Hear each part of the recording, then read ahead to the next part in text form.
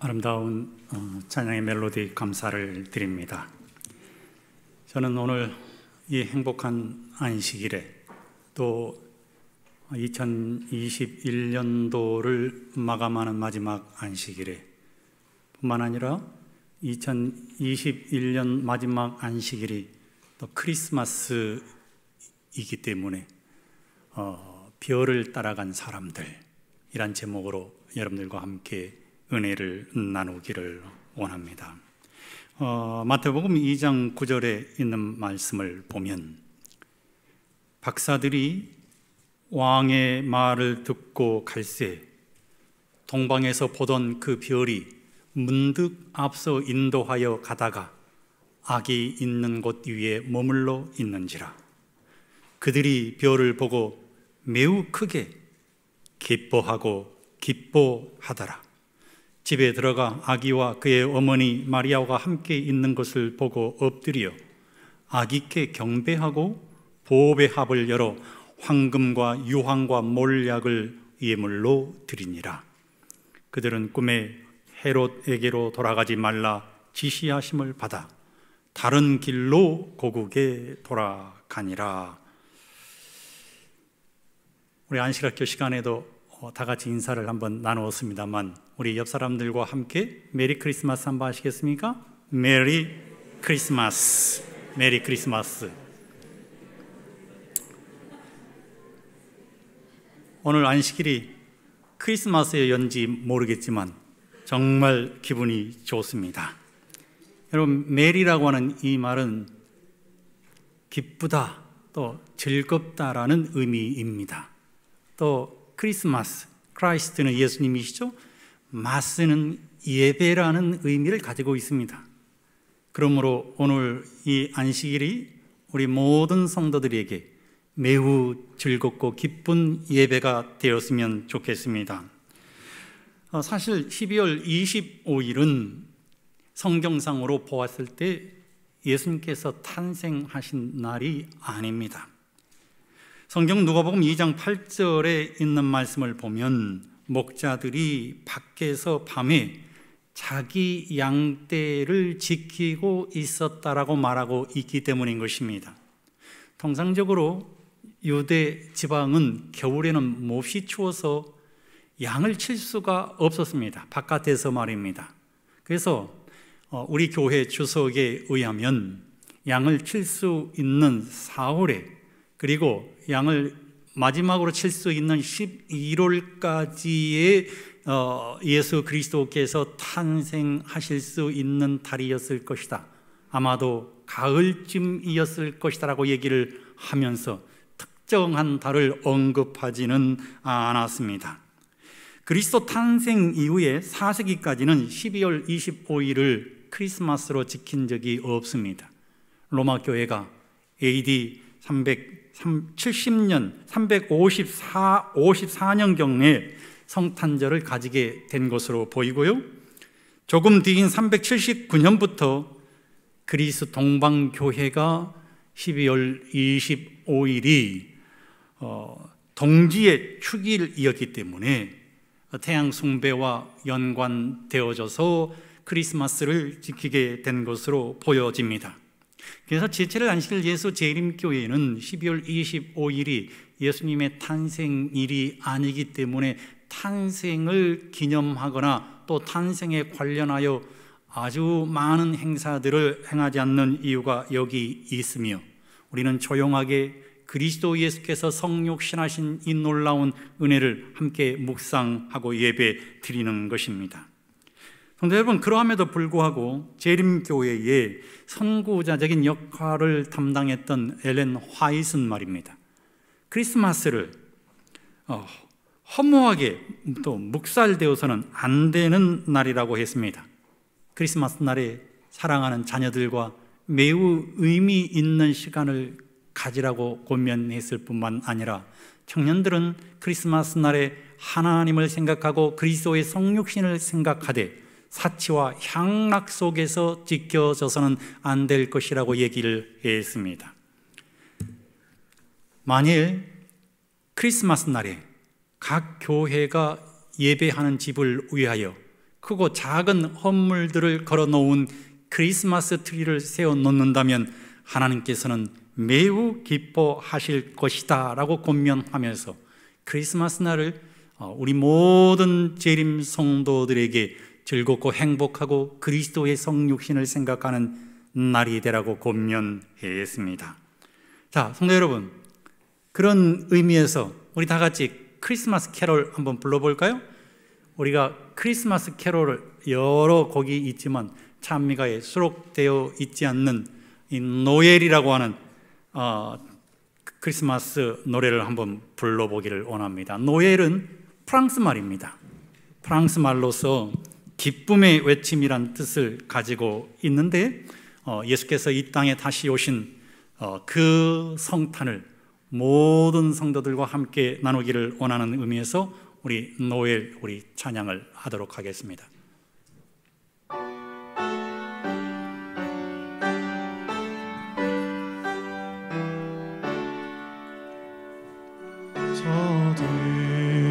저들밖에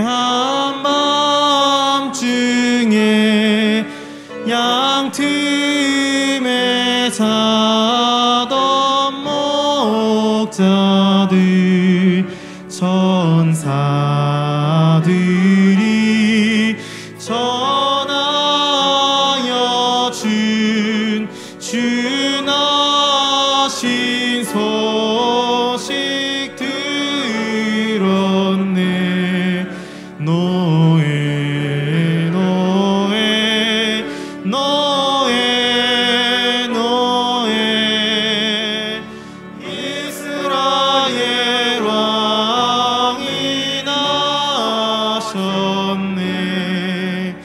저 동방에 별 하나가 이상한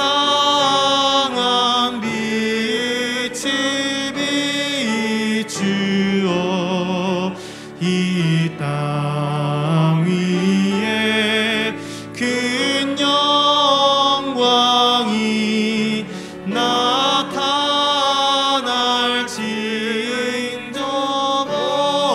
보였네. 노엘 노엘 노엘 노엘 이스라엘 왕이 나셨네. 그 한 별이 베들레헴 향하여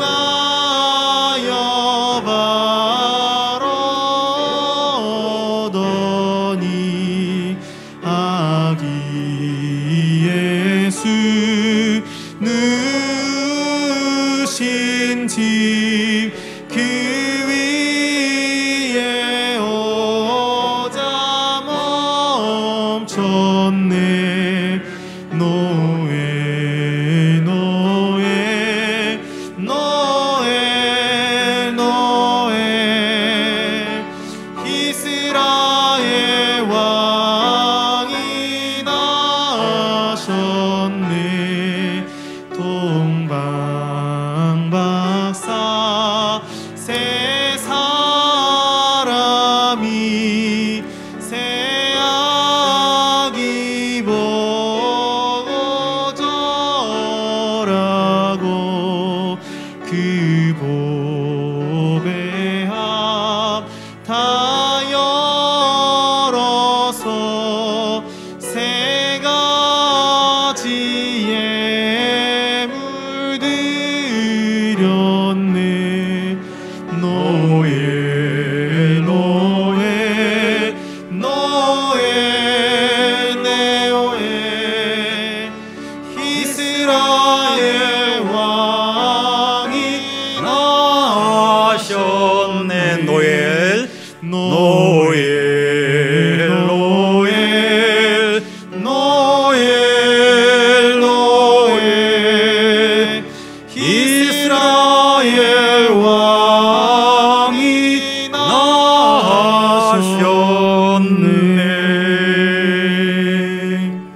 아멘입니까? 메리 크리스마스입니다. 오늘 본문에 나타나 있는 동방 박사들은 누구일까요? 역사가들은 동방의 박사들을 페르시아 사람일 것이라고 말을 합니다. 아마도 지금 이란의 하마단 지방일 것이라고 역사학자들은 말합니다.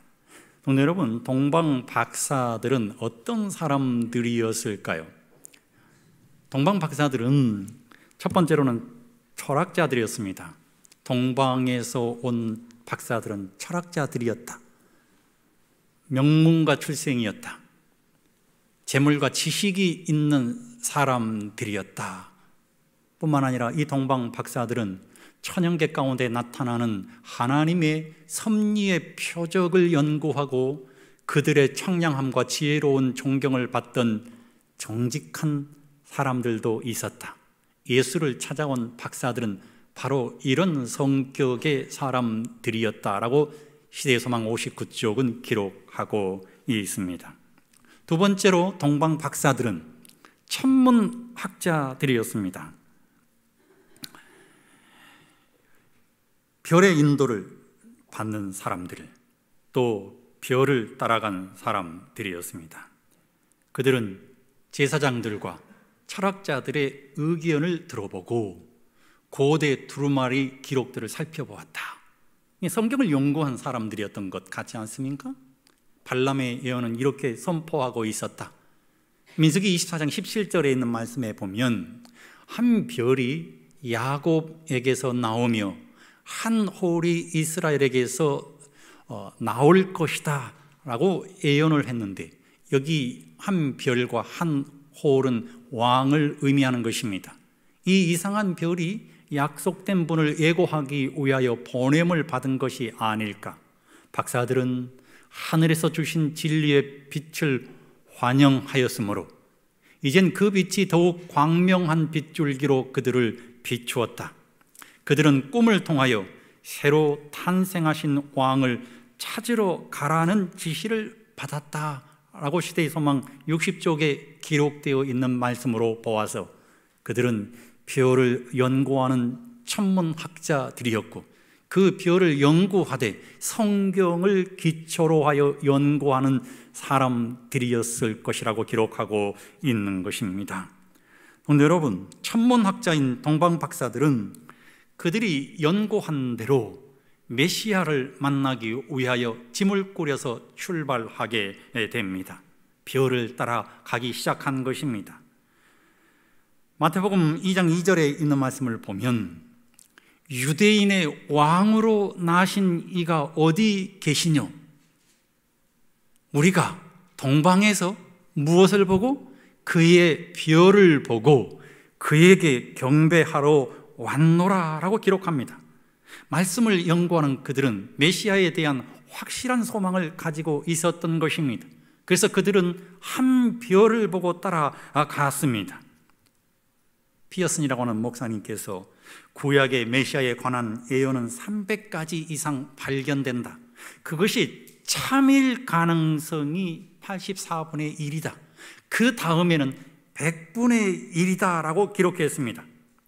따라서 대양에서 우연히 어떤 한 특별한 물방울이 떠오르는 것을 예상하는 것과 마찬가지로 많은 예언적인 광선이 동일한 장소에서 동일한 시간에 동일한 사람에게 집중되는 것은 극히 희귀한 현상이다.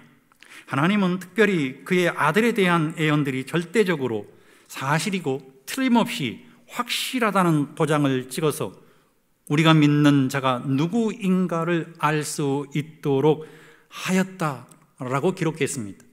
메시아가 구약의 300가지 예언을 통해서 등장하는데 메시아가 이 땅에 도래하는 것은 100분의 1이라고 하는 것입니다. 확실하다고 하는 것입니다. 그래서 성도 여러분, 동방 박사들은 꿈을 통하여 새로 탄생하신 왕을 찾으러 가라는 지시를 받은 것입니다. 하늘에 비춘 광명한 별을 따라가는 사람들이었습니다. 성도 여러분, 별은 얼마나 아름다울까요? 제가 어제 인터넷 뉴스를 보니까 허블 성능의 6배나 되는 망원경이 우주의 비밀을 캐러 오늘 출발한다고 합니다.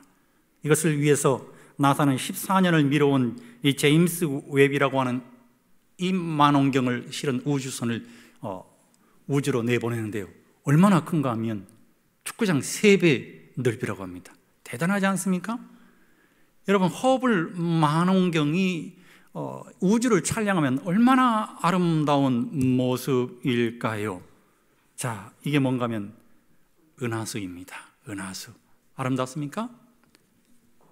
푸른 하늘 은하수, 하얀 쪽배엔 개수나무 한 나무, 토끼 한 마리. 우리가 어렸을 때 참 많이 불렀던 은하입니다. 성도 여러분, 은하는요 얼마나 놀라운가 하면 약 100조 개의 별들이 모여서 한 은하를 이룹니다. 100조 개의 별 말입니다. 가장 많을 때 말입니다. 성운이 있는데요, 여러분이 보시는 이 사진은 장미 성운입니다. 장미처럼 보여집니까? 성운이라고 하는 것은 이 별과 별 사이에 있는 이 가스 덩어리나 혹은 먼지입니다. 이것이 별의 반사를 받아서 이렇게 아름답게 보여지는 것입니다. 우리가 잘 알고 있는 이 오리온 성운입니다. 얼마나 아름다운 모습일까요? 우리가 하늘에 갈 때 이 아름다운 먼지 덩어리와 가스 덩어리로 형성되어진 형형색색의 빛깔을 볼 수 있다고 하는 은혜는 정말 크지 않겠습니까? 제가 저번에 별을 탐사할 수 있는 은혜를 누렸는데요, 세상에 이렇게 아름다운 별이 있더라고요. 얼마나 아름다운 별입니까? 아주 노랗게 빛이 나고 푸르다 못해서 사파이어처럼 푸른 보석의 색깔을 가진 이 별 말입니다. 얼마나 감탄했는지 모릅니다. 이 별은 이 알비레오라고 합니다. 알비레오. 여러분, 우리가 여름에 별자리를 보면 이 100조짜리가 있는데 그 100조짜리의 머리 부분에 해당되는 이중성의 별입니다. 보기에는 가까이 있는 것처럼 보이지만요, 사실은 이 별이 6억 광년이나 떨어져 있다고 합니다. 정말 아름다운 모습인 것입니다. 그런데 성도 여러분, 동방박사를 비추어 주었던 별은 어떤 별이었을까요? 동방박사를 인도했던 그 별은 어떤 별이었을까? 시대소망 60쪽에 있는 말씀을 보면 그 별은 항성도 아니었다라고 기록하고 있습니다. 유성도 아니었다라고 기록했습니다. 극도의 흥미를 가질 수 있는 이 별은 과연 어떤 별이었을까요? 그 별은 멀리서 빛을 발하는 천사의 무리였다. 그런데 박사들은 그것을 알지 못했다. 별을 보고 참으로 그들은 열려있는 눈을 지니고 있었다. 성도 여러분, 천사의 별이었다고 하는 것입니다. 그 많은 무리가 말이에요, 천사였어요. 얼마나 아름다운 모습이었을까요? 얼마나 감동스러운 모습이었을까요? 얼마나 밝게 빛나는 모습이었을까요? 동방박사들의 발걸음은 멈추지 않았습니다.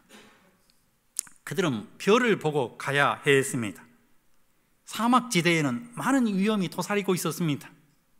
일사병, 또 극심한 추위, 맹수, 강도들의 위험을 무릅쓰고 목적지를 향하여 정확하게 인도하는 별을 따라가야만 했습니다.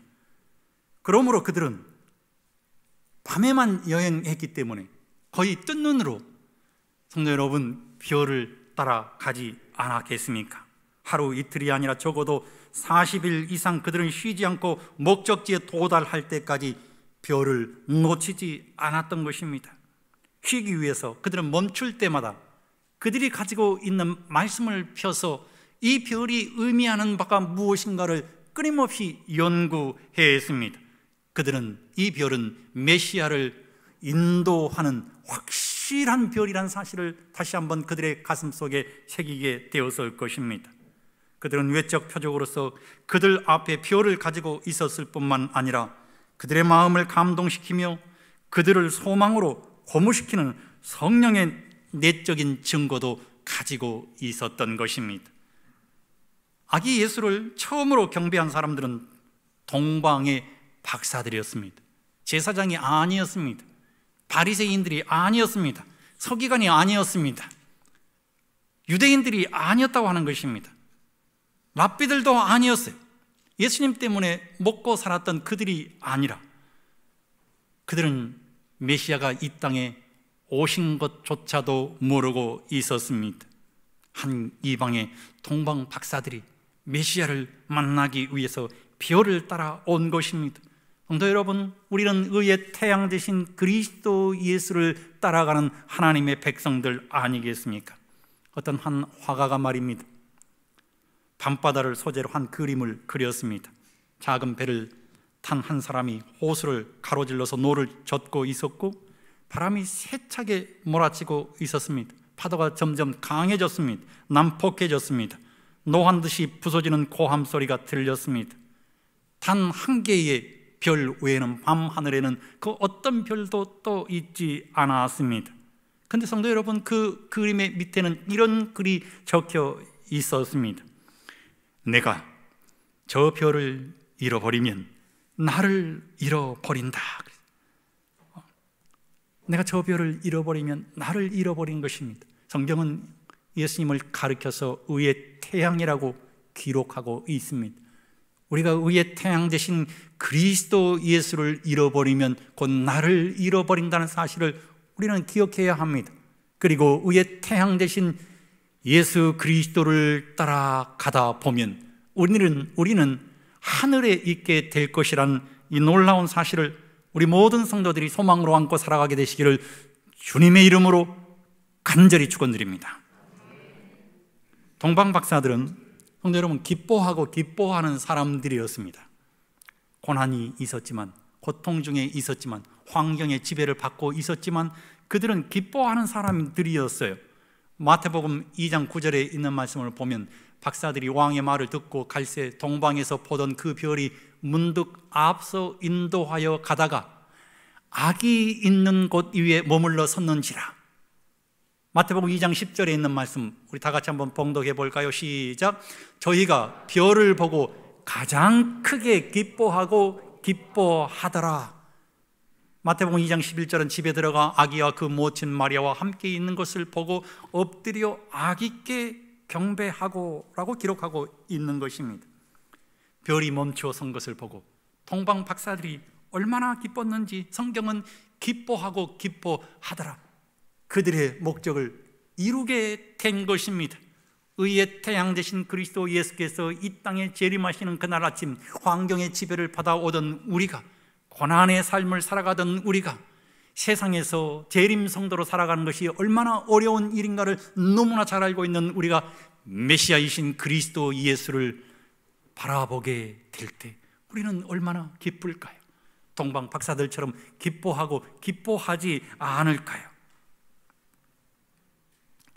제가 결혼하고 군대를 가서 우리 아들을 군대에서 가졌습니다. 군대의 시간은 매우 길지 않습니까? 그런데 아기의 잉태도 있으니 얼마나 군대의 시간이 느리게 가는지 몰랐습니다. 아기가 해산한 날에 맞추어서 제가 휴가를 나왔습니다. 그런데 휴가 기간 동안 아기가 태어나야 하는데 태어나지 않는 것입니다. 그래서 저는 어쩔 수 없이 실망의 발걸음을 안고 다시 군대로 복귀하게 되었습니다. 그리고 그 한 주 내내 인사계를 쫓아다니면서 이번 주에는 아기가 나올 것 같으니까 인사계님 휴가를 보내주십시오. 그래서 주말에 제가 다시 휴가를 얻어서 아기를 보기 위해서 나오게 되었습니다. 남편이 아기가 나오는 것을 보겠다고 계속 휴가를 나오니 우리 집사람이 긴장하기 시작했습니다. 그래서 그날 저녁에 말이에요, 아기가 나오는 기쁨을 남편이 볼 수 있도록 하기 위해서 우리 집사람이 정말 여러 일들을 했는데 첫 번째 일은 침대에 올라갔다 내려갔다 올라갔다 내려갔다 하는 일을 계속해서 반복했다고 하는 것입니다. 그래도 아기가 나올 기미가 안 보이니까 이번에는 줄넘기를 하기 시작했습니다. 그 만삭의 몸으로 말입니다. 그런데 아기가 나올 기미가 보이지 않자 말입니다. 이번에는 어떤 일을 했는가 하면 저녁에 우리 집사람이 보이지 않아서 제가 찾으러 나갔더니 운동장에서 배를 안고 말이요, 마라톤을 하고 있었습니다. 아기가 빨리 나와야 했기 때문인 것입니다. 그런데 그놈이 나오지 않았어요. 그 다음날 유도분만 주사를 맞았음에도 불구하고 나오지 않아서 저는 부대로 복귀할 수밖에 없었습니다. 그래서 그 다음날 정말 아기가 나왔을까 안 나왔을까 굉장히 제가 고민하고 있었는데 말입니다. 마침 부대에서 비상이 걸렸어요. 비상이. 저는 5분 대기조여서 잠자고 있는 부대의 장병들을 깨워서 부대로 복귀시키는 역할을 감당했습니다. 5분 대기조를 마치고 들어왔는데 전화가 걸려왔어요. 그래서 저 전화를 받아보니까 고인이 되신 저희 장인 어른께서 전도사님 수고하셨습니다. 아들을 낳았습니다. 나는 수고한 것 하나도 없는데 아들을 낳았다고 하는 그 기쁜 소식을 듣고 나니까 말이에요, 비상이고 뭐고 없었습니다. 부대장을 찾아가서 아기를 낳았습니다. 중대장 인사계 선임병 후임병에게 찾아가서 아들을 낳았다고, 얼마나 기쁘고 좋은 소식이었는지 그날 비상이 말입니다, 비상이 아니었습니다. 온 부대가 기쁨에 겨운 날이었습니다. 여러분 가정에도 아기가 처음 탄생했을 때 기쁨을 생각해 보시기 바랍니다. 얼마나 행복하고 기뻤습니까?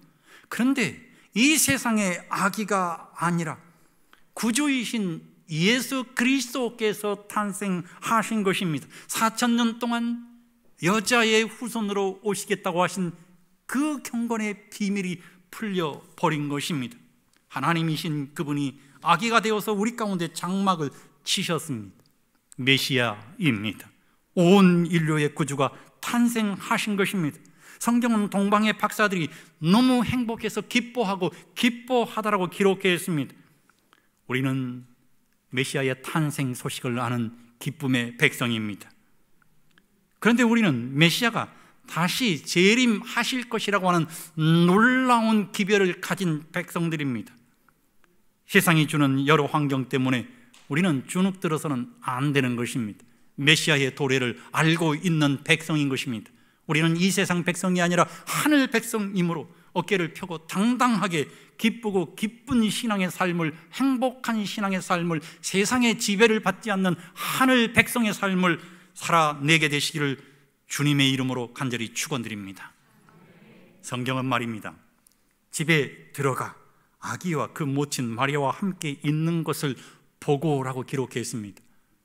아기를 동방 박사들이 보았습니다. 처음으로 본 것입니다.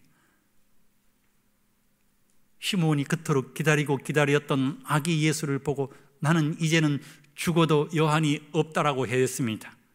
얼마나 기쁘고 기뻤을까요? 말 구유에 누워 계신 메시아는 하나님이셨습니다. 성육신하신 하나님을 보는 은혜를 누리게 된 것입니다. 더 이상 그들을 비추어줬던 동방에서부터 비추어줬던 별은 빛이 나지 않았습니다. 왜냐하면 의의 태양 되신 메시아가 도래하셨기 때문인 것입니다. 오늘 이 안식일에 세상 죄를 지고 가는 어린 양을 보라는 침례 요한처럼, 히브리서 12장 2절에 믿음의 주요 또 온전케 하시는 이인 예수를 바라보자는 바울처럼 예수님만 바라봄으로 인하여 이 행복한 크리스마스가 기쁘고 기쁜 안식일이 되시기를 주의 이름으로 간절히 축원드립니다.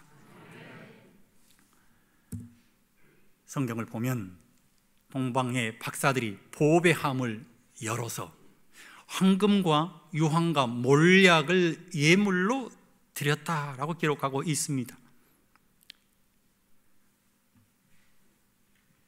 성도 여러분, 이 동방의 나라에는 귀한 물건들이 풍부했다고 합니다. 그래서 박사들은요, 빈손으로 출발하지 않았어요.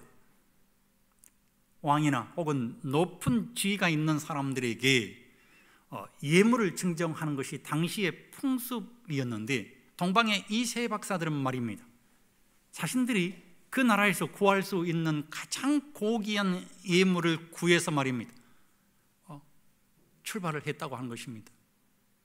그것을 아기 예수인 메시아에게 드리기 위해서 말입니다.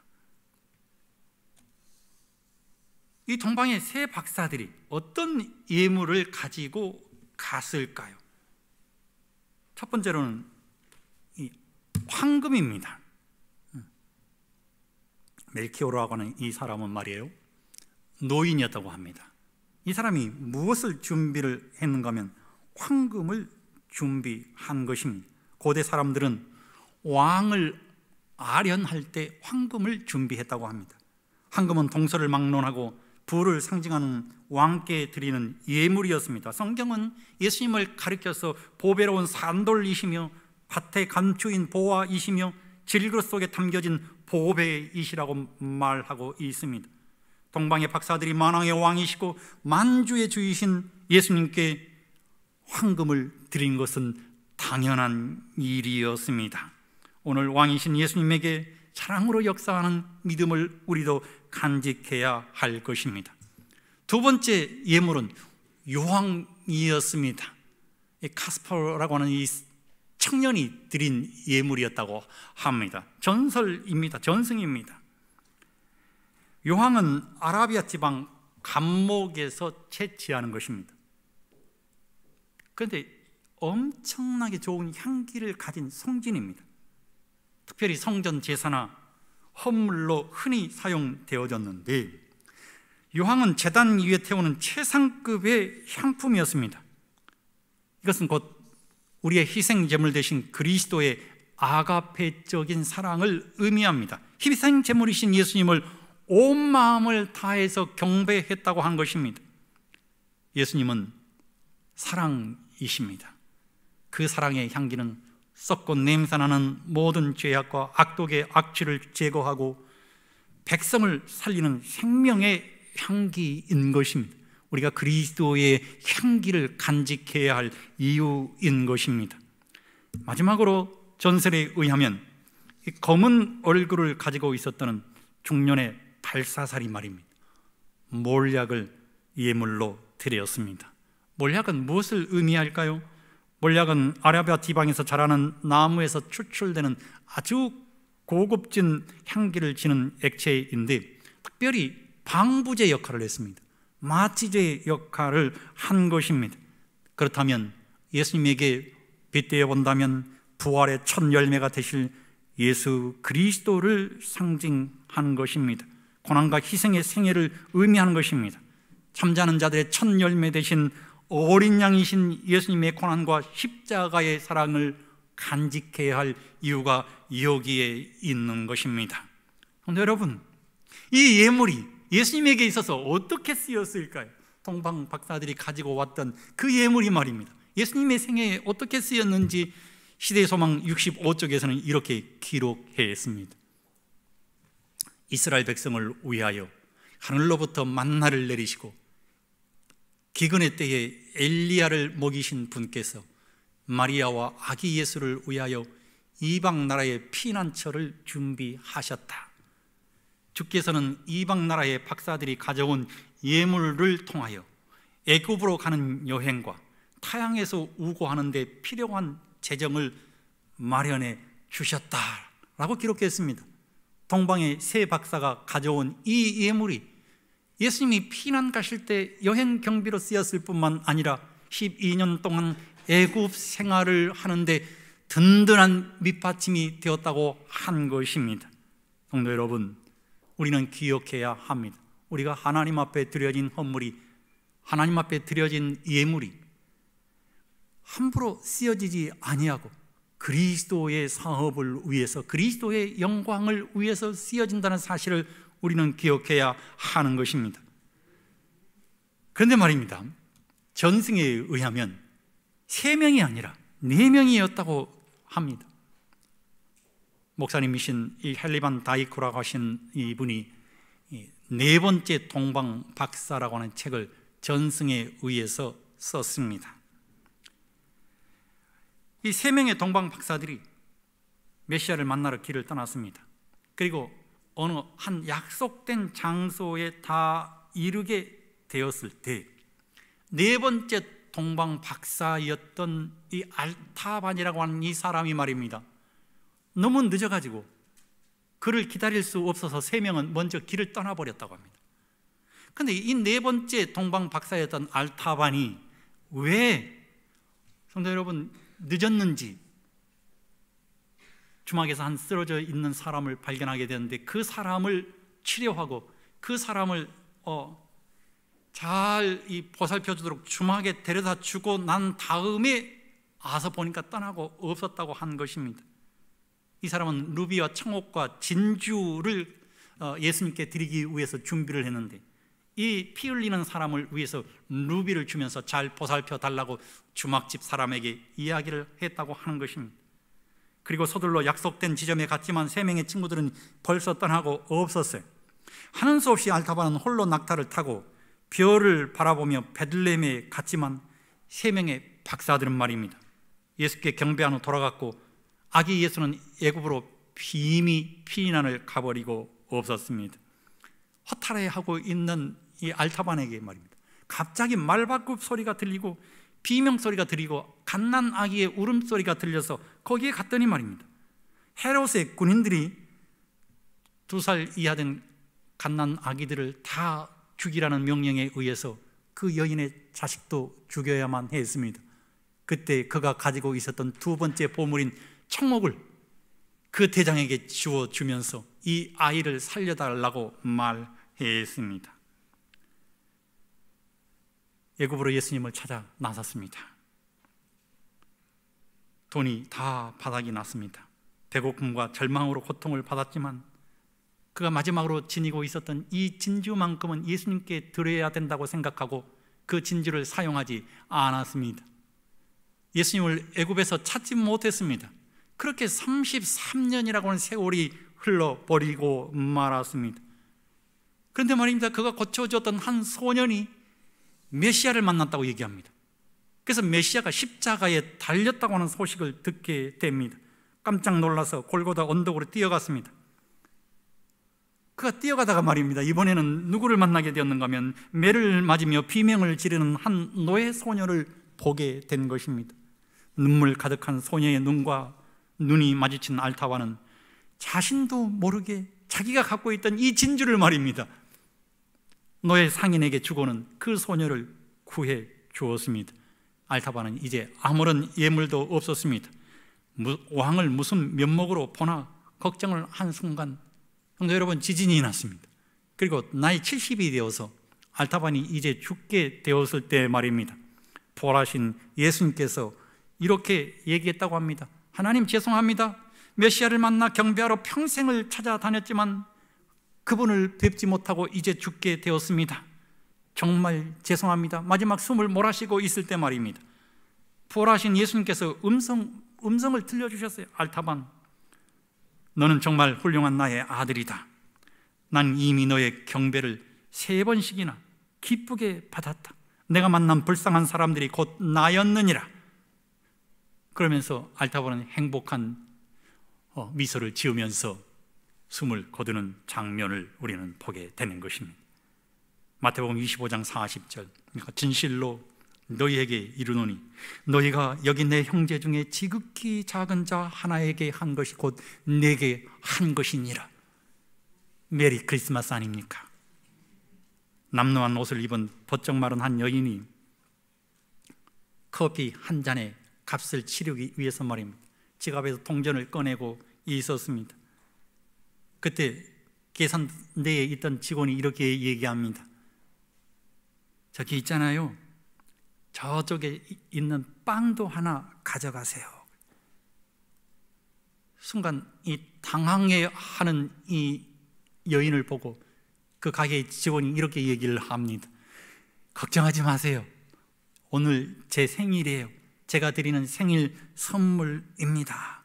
그 모습을 지켜보던 손님이 그 남자 직원에게 말했습니다. 생일날 그 여인을 위해 빵을 사주시다니 정말 멋진 분이십니다. 그랬더니 가난한 이 사람에게 빵을 주는 모습에 감동한 그 손님을 향해서 다른 직원이 이렇게 얘기를 했습니다. 손님, 가난한 사람이 오는 날은 언제든 이 친구의 생일이에요. 하하하. 손님이 감동되어서 커피를 들고 나오면서 잔돈은 필요 없습니다. 그것은 당신 거예요. 손님, 하지만 이건 너무 많은 돈입니다. 그때 손님이 이렇게 얘기를 했습니다. 괜찮습니다. 오늘 제 생일이거든요. 메리 크리스마스 아닙니까? 20세기 초에 미국 서부의 작은 도시에 일어난 일인데, 어느 날 10살 정도의 남자아이가 $1를 손에 꼭 쥐고 거리에 있는 상점마다 다 찾아다니면서 하나님이 있나요? 하나님을 파시나요? 소녀는 69번째 가게에 찾아가게 되었습니다. 안녕하세요, 혹시 하나님을 파시나요? 그 가게 주인은 60이 넘는 사람이었습니다. 머리가 백발이었습니다.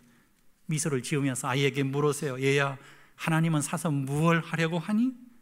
할아버지, 저희 부모님은 오래전에 돌아가셨어요. 삼촌이 한 분 계신데 건축 현장에서 떨어져서 지금 사경을 헤매고 있어요. 병원에 있어요. 의사 선생님이 말씀하시는데 삼촌을 살릴 수 있는 방법은 딱 하나밖에 없대요. 하나님 외에는 삼촌을 살릴 수 없다고 말씀하셨어요. 그래서 제가 의사 선생님에게 하나님을 사와서 삼촌에게 먹이고 삼촌을 살릴 거예요 라고 말했어요. 돈은 얼마나 가지고 있니? $1밖에 없어요. 마침 잘 되었다. 하나님은 딱 $1이거든. 그리고는 말입니다, 진열대에 진열되어 있는 하나님의 키스라고 하는 음료를 주었습니다. 그리고는 돌려보냈어요. 그런데 그 다음날 놀라운 일이 일어났습니다.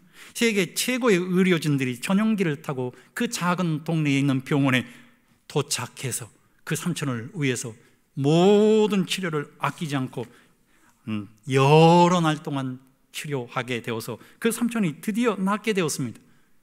이제 이 삼촌이 말이에요, 이 조카와 손을 잡고 병원 옥문과에 가서 천문학적인 병원 청구서를 보고는 놀라서 기절할 뻔했습니다. 우리는 이 돈을 낼 수가 없습니다. 그런데 그 병원에서 어떤 얘기를 했는가 하면, 어떤 억만장자 60대 할아버지가 이미 이 비용을 다 지불해 주었습니다. 감격한 삼촌이 노인이 있는 그 가게로 갔어요. 하지만 이 노인은 이미 여행을 떠난 상태였습니다.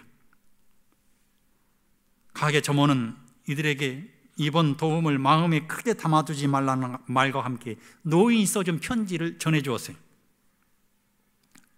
그 자리에서 삼촌이 편지를 열어보았는데 이런 내용이 기록되어 있었다고 합니다.